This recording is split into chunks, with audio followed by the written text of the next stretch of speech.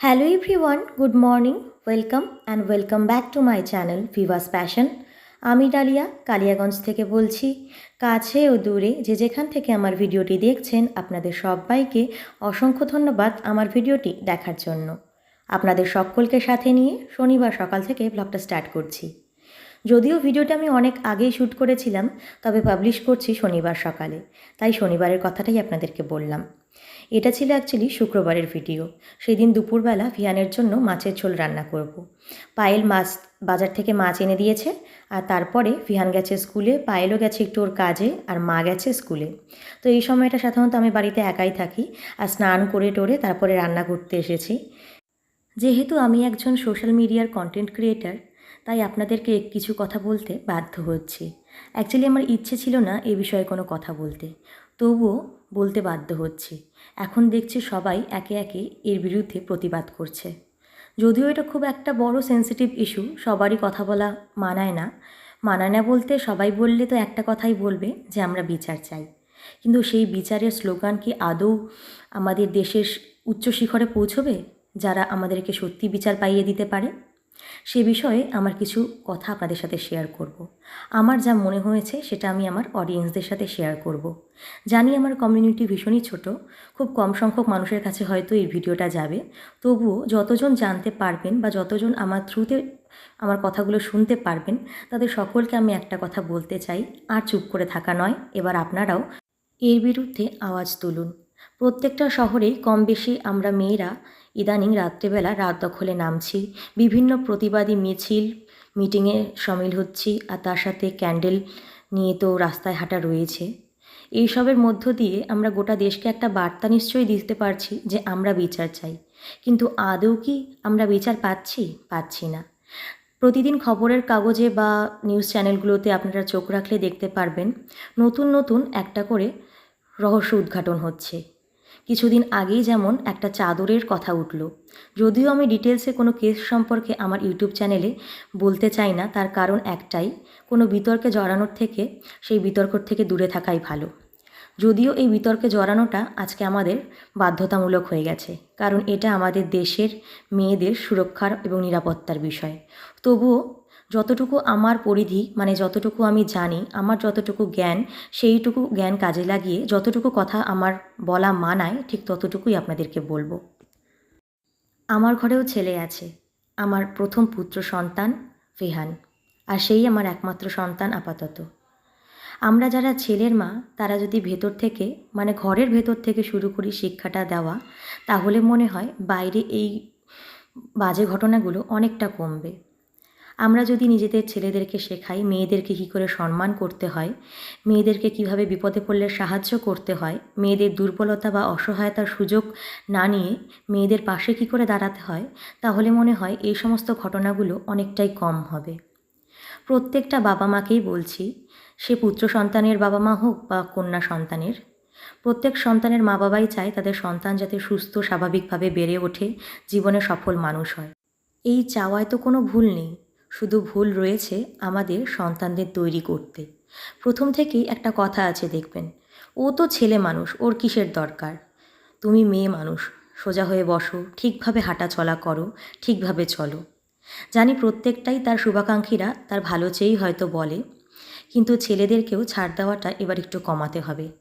ছেলে মানুষ হোক বা মেয়ে মানুষ, দিনের শেষে দুজনেই কিন্তু রক্ত মাংসের মানুষ, দুজনেরই কিন্তু শরীরে রক্ত বয় একই রকমের।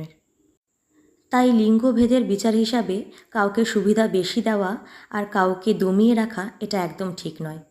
আমি নিজেও একজন মেয়ে, একজন মা, আবার একজন পুত্র সন্তানেরও মা।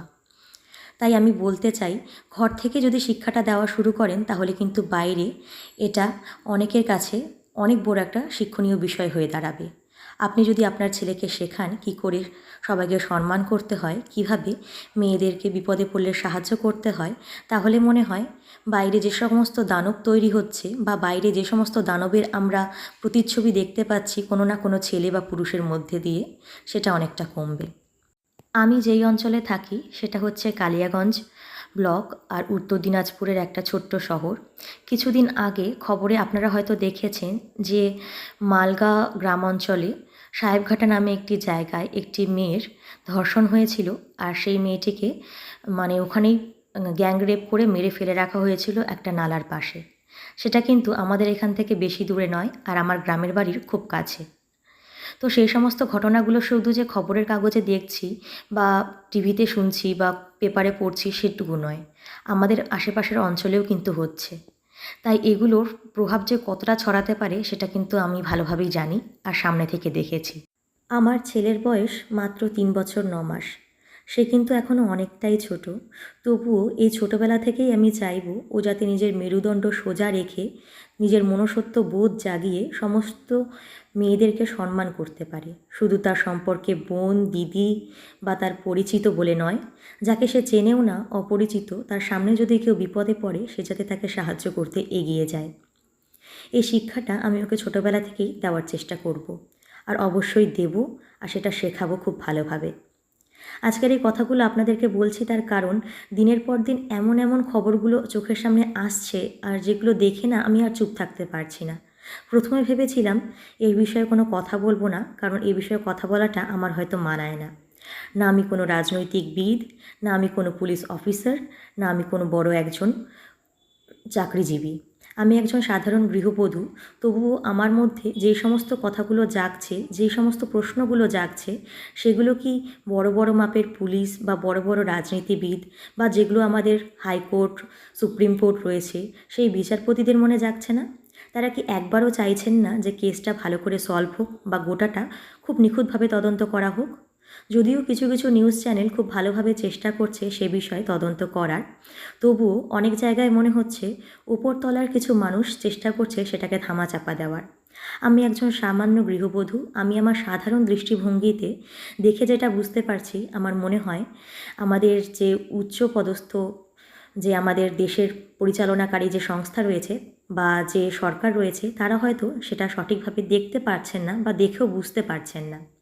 তাই আমার একটাই অনুরোধ, যে সমস্ত দর্শক আজকে আমার এই ভিডিওটি দেখছেন বা শুনছেন, তাদের সকলকে বলবো তারা প্লিজ এই সোশ্যাল যে আমাদের একটা এখন প্রবলেম চলছে সেটার মধ্যে সামিল হন।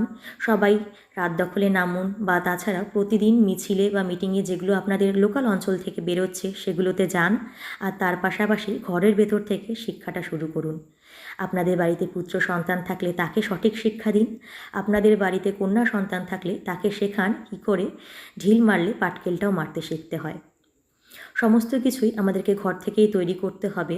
বেশিরভাগ কাণ্ডেই দেখবেন যখন একটা বাচ্চা বা শিশু বা মেয়ে বলুন যারই রেপ হয় বা ধর্ষণ হয়, প্রথমত আমি খেয়াল করেছি গ্রামাঞ্চলে যে সমস্ত খবরগুলো আমি শুনেছি সেখানটায় মা বাবারা প্রথমে বাচ্চাদেরকে অনেক সময় দমিয়ে দেয়, বলে কাউকে বলিস না, এটা বাইরে ছড়াছড়ি করিস না, বা তোর বদনাম হবে। কিন্তু আমার মনে হয় এখানে মা বাবাদেরও চিন্তাধারায় কিছু ভুল রয়েছে। ভুলটা সেই মেয়েটির নয় যার সাথে দুর্ঘটনাটি ঘটেছে, ভুলটা সেই শিশুটির নয় যার সাথে সেই দুর্ঘটনাটি ঘটেছে, ভুলটা সেই মানুষটার যে দুর্ঘটনাটা ঘটিয়েছে আর তা সত্ত্বেও বেকসুর খালাস পেয়ে ঘুরে বেড়াচ্ছে। আর অনেকের তো এমন হয়েছে যে তদন্ত হয়নি বা কেসটা কোর্ট পর্যন্ত যায়নি, পুলিশের খাতায় কেবলমাত্র আর্জি করা হয়েছে, আর তারপর সেখান থেকে সামান্য কিছু জিজ্ঞাসাবাদ আর কিছু দিন একটু চাঞ্চল্যকর পরিবেশ সৃষ্টি হয়েছে এলাকায়, তারপরে আবার সব শান্ত। জানি না এই ক্ষেত্রে আমরা কতটা সুবিচার পাব, তবে চাইব বিচার যাতে সবার হয়। আর পৃথিবীতে যত রকমের মেয়েরা যত রকমভাবে অন্যায়ের মধ্যে দিয়ে যাচ্ছে বা অন্যায়গুলোকে সহ্য করে কোনো বিচার পাচ্ছে না, তারা সবাই যাতে সঠিক বিচারটা পায়। একজন মেয়ে হিসাবে, একজন নারী হিসাবে, একজন মা হিসাবে আর একজন দেশের নাগরিক হিসাবে আমি এটাই চাইব। আজকে আমি আপনাদেরকে আমার দৈনন্দিন কাজের মাধ্যমে এই সমস্ত কথাগুলো শোনালাম। হয়তো ভিডিওটা দেখতে অনেকের একটু বোরিংই লাগবে, কারণ ঘরের কাজের সাথে এই কথাগুলো মানাচ্ছে কি না আমি ঠিক বলতে পারবো না। তবুও আমার যেটা দৈনন্দিন কাজবাজ যেগুলো আমি রেগুলার করি সেগুলোই আপনাদের সাথে শেয়ার করি, আর সেগুলোর মধ্যে দিয়ে আপনাদেরকে কিছু না কিছু মেসেজ দেওয়ার চেষ্টা করি। তাই আজকেও আমার দৈনন্দিন কাজের মাধ্যমে আমার যে মনের ভাব বা যেটা মনে আমার কথা এতদিন ধরে জমেছিল, প্রথমে তো ভাবছিলাম এ বিষয়ে কোনো কথাই বলবো না, তারপরে দেখছি না, মুখ না খুললে চলবে না। দিনের পর দিন বিভিন্ন রহস্যময় ঘটনা আরও বেরিয়ে আসছে কেস সম্পর্কে। যদিও আমি যতটুকু জানতে পারছি সমস্তটাই খবরের মাধ্যমে বা নিউজ চ্যানেল বা নিউজ পেপারের মাধ্যমে। আমার নিজের কোনো খোঁজ খবরে নয়, তবুও যতটুকুই আমি জানতে পারছি আমার মন কিন্তু আর স্থির থাকছে না। তাই ভাবলাম এবার আমিও আপনাদের সকলের সাথে একটু হলেও নিজের মনের কথাটা শেয়ার করি, নিজেকে হালকা করি।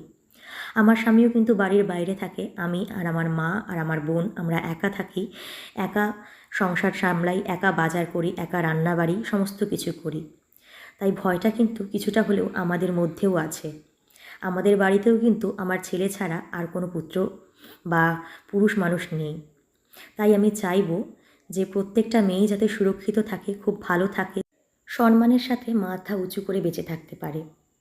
আর আমি এটাও আপনাদের সকলকে একটা মেসেজ দিতে চাইবো, যদি আমার ভিডিওটা ভালো লাগে তাহলে অবশ্যই একটা লাইক করবেন, আর চ্যানেলে নতুন হয়ে থাকলে চ্যানেলটা সাবস্ক্রাইব করে নেবেন। আর আগামীতে আপনাদের সঙ্গে দেখা হবে নতুন নতুন অনেক ব্লগ নিয়ে এবং কুকিং রেসিপি নিয়ে।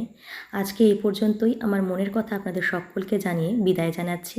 দেখা হচ্ছে আপনাদের সামনে নতুন কোনো ব্লগে, নতুন কোনো ভিডিওতে। তবে তার আগে যেটা আমি আপনাদের সকলকে বললাম সেই কথাটা কিন্তু অবশ্যই মাথায় রাখবেন। আমাদের সকলের কিন্তু একটাই বাণী হতে হবে, শিক্ষা যেন শুরু হয় ঘরের ভেতর থেকে, আর সেটা যাতে সবার মাথায় থাকে। এইটুকুই অনুরোধ। আজকে এখানেই বিদায় জানাচ্ছি।